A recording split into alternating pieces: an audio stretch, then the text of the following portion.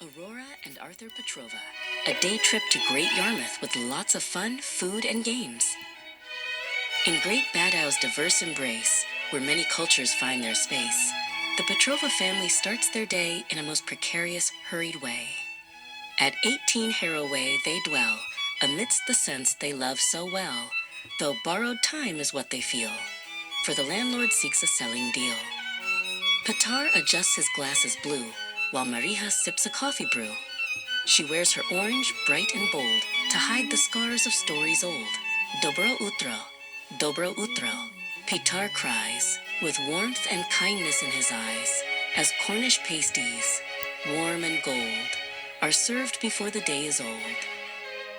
Aurora feels a tad displaced, with pink clips in her hair encased. Her space buns sit like planets high, beneath the gray and gloomy sky. She misses Romford's busy street, where life felt simple and complete, and now her body starts to change, a monthly cycle, new and strange. Her mood is exacerbated and low, as through the house the children go. Harlow the Dalmatian stays near, sensing Aurora's silent fear. She offers a gentle, spotted nudge, refusing to let the sadness budge. With a soulful look, she wags her tail, a friend who will never, ever fail. Marija sees her daughter's face and moves with soft, maternal grace. "It is a time of life, my dear," she whispers, drawing very near. A transition that is natural, not meant to be a trial. Aurora tries to maintain her poise, away from Arthur's happy noise. She feels like a fish out of water today, as the familiar starts to fade away. "Will I alienate my former peers?" she asks, through tiny, budding tears. "No," Marija smiles. "You are superior. Never think yourself inferior." Arthur, 9 and homeschooled too, wears his glasses, bright and green in hue. He is energetic and enthusiastic, with a spirit that is quite fantastic. But Kiev the ginger tabby cat thinks Arthur is a bit too much of that. "Your jumping is erratic," Kiev meows, "and breaks my morning feline vows." Kiev is loquacious and very vocal, a ginger cat who is strictly local. "Stop the cacophony," the cat does plead, "or I shall find a quieter seat." Petar checks the clock with care, for there's excitement in the air. "We must proceed with our itinerary," he says, "before the mood gets contrary." They ditch the house and move outside, where the black BMW sits in pride. A 2013 3 Series, sleek and black, with no lack of power in its track. It's an exemplary car, by no means slow, ready to make the engine glow. Arthur helps to load the trunk, avoiding any morning junk. "Don't omit the snacks," he cries, with joy reflecting in his eyes. Maria dons her coat of black, with no intention of looking back. "Are we all set?" she asks the crew, as the morning sky turns a lighter blue. "Under no circumstances leave a light on, or our electric bill will be a titan." Petar laughs, a joyous sound, as they leave the Great Badow ground. "Of course, my love," he says with a wink. "I've checked every light and every sink." They leave the borrowed time behind, with a trip to the coast on their mind.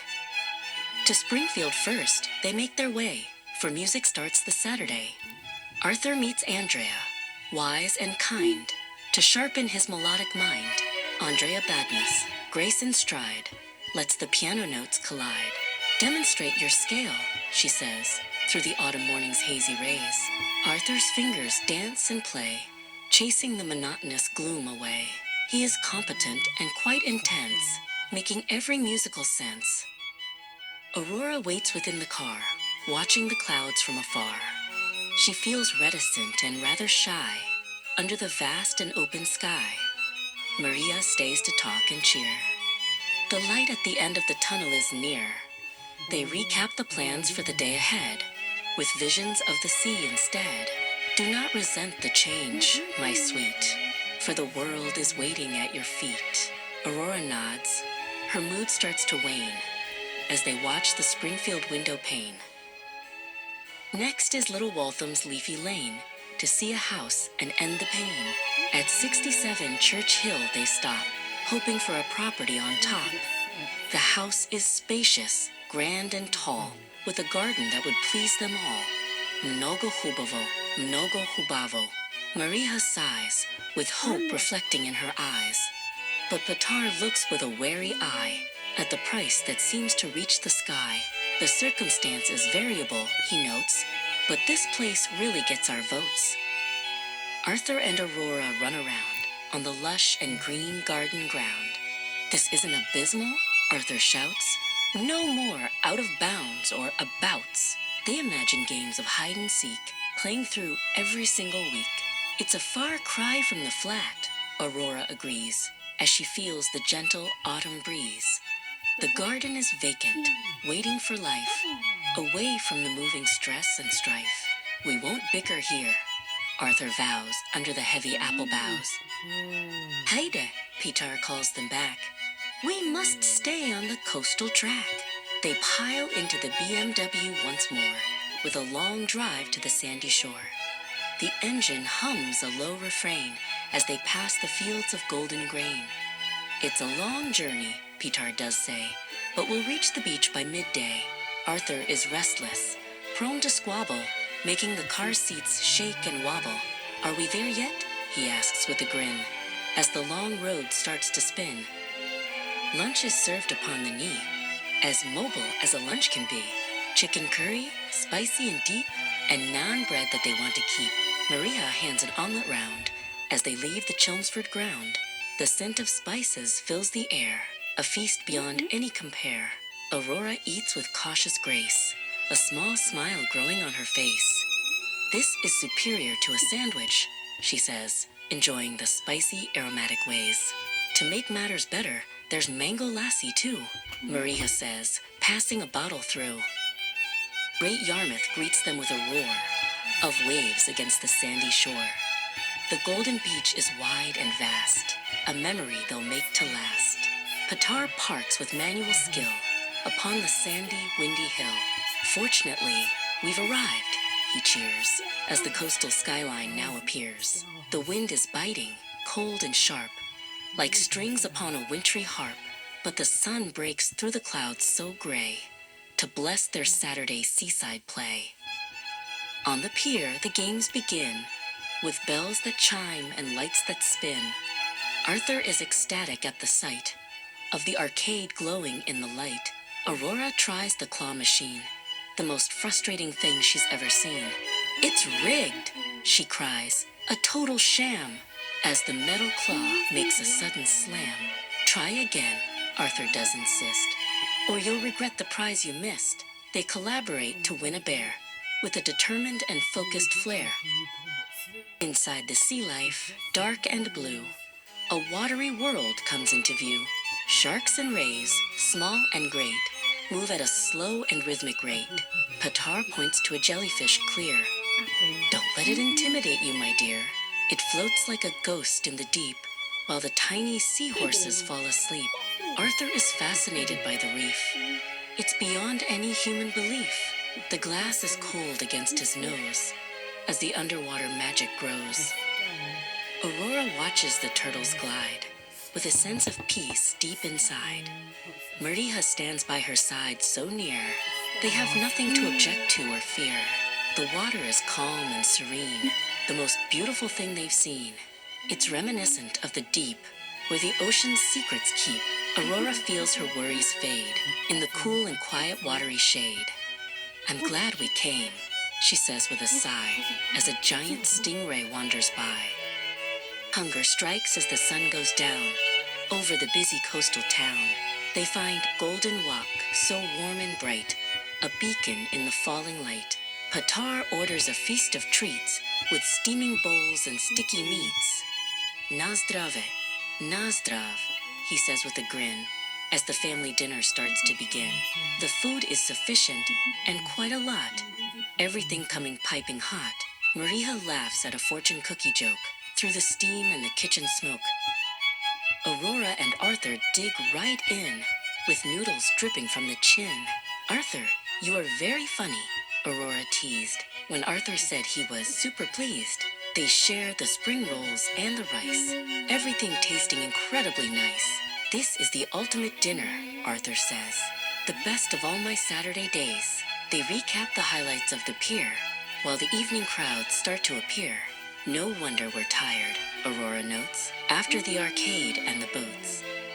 A quick pit stop at McDonald's next, for a reason that is quite uncomplex. The toilet break is indispensable, and making sure the kids stay sensible. Marija leads Aurora to the door, across the polished yellow floor.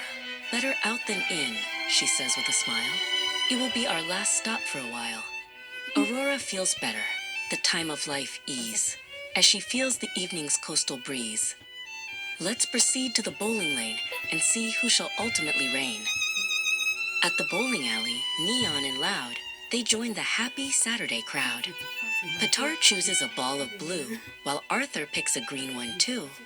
I'll demonstrate the perfect strike, Petard says, and show you what a pro is like. But the ball goes into the gutter instead, as Petard shakes his blue-glassed head. Hard luck, Arthur laughs with a cheer. The champion is finally here. He prepares to throw with all his might, under the glowing purple light. Aurora takes the heavy ball and watches as the 10 pins fall. Strike after strike, 100 in all, she stands triumphant, proud and tall. She's ecstatic, elated, a champion today, chasing all the moving blues away. Arthur cheers with a green-glassed wink. You're the bowling queen, I think. Not only did she win the game, but she put the rest of them to shame. You didn't see that coming, she cries, with triumph in her pink-glassed eyes. Before the journey home begins, they stop for food and vitamins. At Sainsbury's on St. Nicholas Road, they lighten their grocery list load. Marija picks some fruit and bread, while the moon hangs heavy overhead. Aurora helps to find the tea. For Aunt Sasha and Billy, says she. They'll be coming from Sofia soon, under the next Bulgarian moon. The shop is quiet, the aisles are wide, as they tuck the shopping bags inside. The clocks change tonight, Petard declares, as they navigate the evening airs. We'll get an extra hour of sleep, a precious gift for us to keep. They drive through the dark and quiet night, guided by the BMW's light. The day was far from dismal, Maria says, in so many wonderful different ways. Petard agrees, his eyes on the road, carrying his family's happy load. Fortunately, we have each other, says the father to the mother. In the back, the pets begin to chat. The Dalmatian and the ginger cat, Harlow whispers. Did you hear the news? Aunt Sasha brings her dancing shoes, Kiev purrs. And Uncle Billy, too. I hope he brings a treat or two. They talk of the move to the house, so grand, the finest dwelling in the land. It won't be a wreck, Harlow barks low. She knows the new garden is where she will go. She is unconcerned and calm, as the car provides a steady balm. Back at Great Yarmouth, the day is done. After all the food and games and fun, Aurora and Arthur climb into bed, with happy visions in the head. Lekanosht, they hear Petard say, as he closes the door on the Saturday. The dilemma of moving feels small and slight. In the safety of the autumn night, they found the light at the end of the tunnel, through the day's exciting, joyful funnel. Together they'll face the change ahead, as they dream within their cozy bed.